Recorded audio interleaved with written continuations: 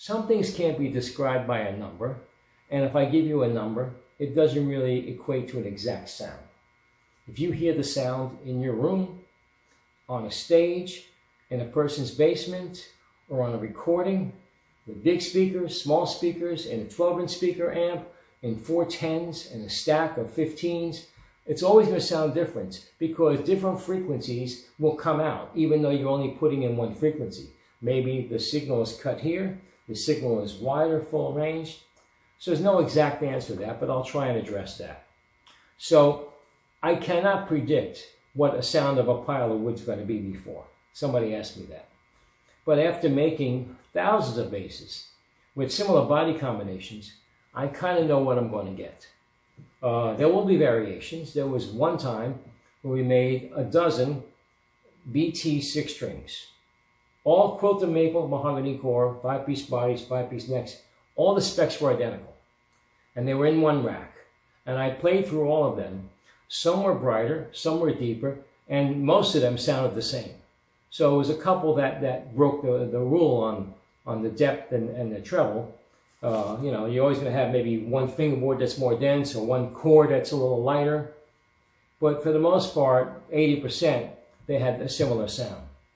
So even with the own woods in one bass, they could vary. Just like a tree, one end of the board is not the same as the other end of the board.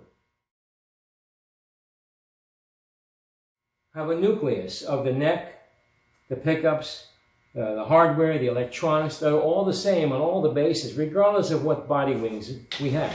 So for instance, this one over here, you can see it's maple front and back, walnut core, but the neck section that goes through the middle, the electronics and hardware, would be the same no matter what body we put on it.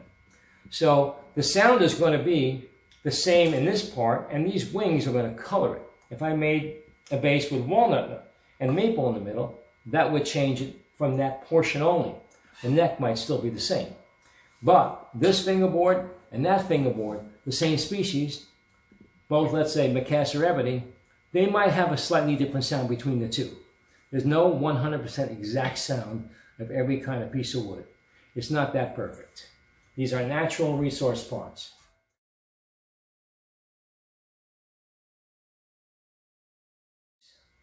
Well, mid-frequencies is what I think the person hears the most. He doesn't hear the super high treble so easily or the super low bass, but we hear what's in the middle.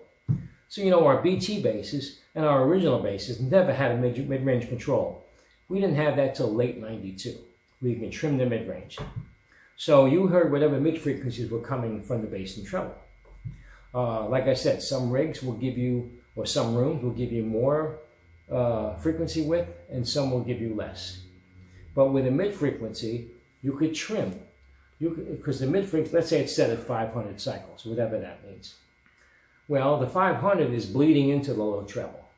The 500 is bleeding into the higher bass. Because when you boost it, it has a curve where the bass is being boosted this way as a shelf and rolls off. So it's rolling into the mid-range. The treble, as a peak filter, like a cone, the bottom end of the cone is bleeding into the upper ends of the mids. So all the frequencies, blend into the mids.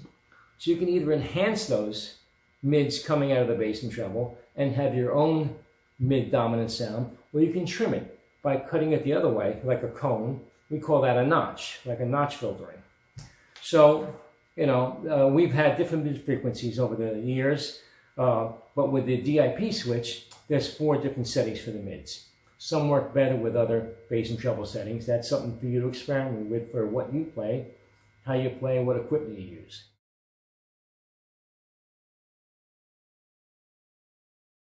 That's difficult to say, but I always look for woods that have a nice range of sound.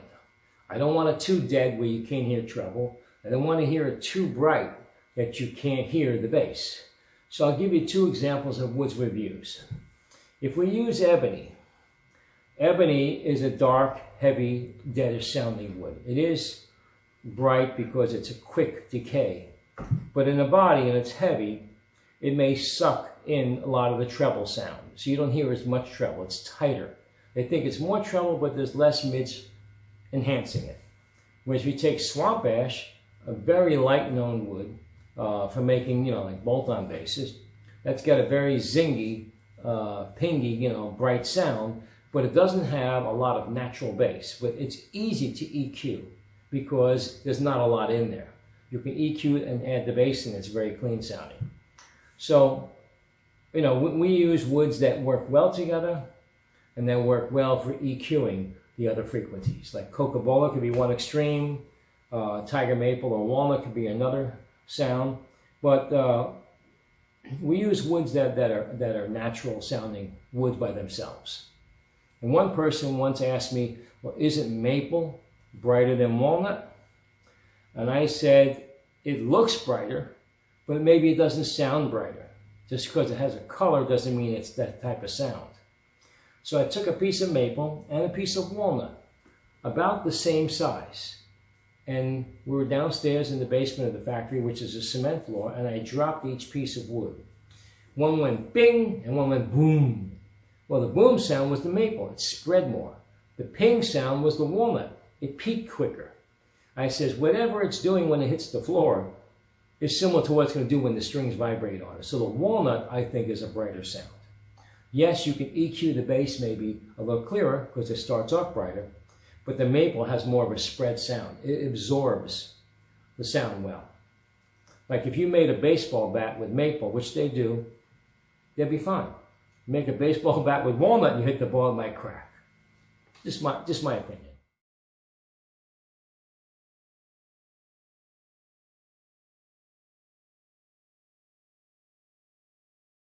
Yeah, this is not a red. This is a bursted walnut. But we have to stain the wood. The wood is natural.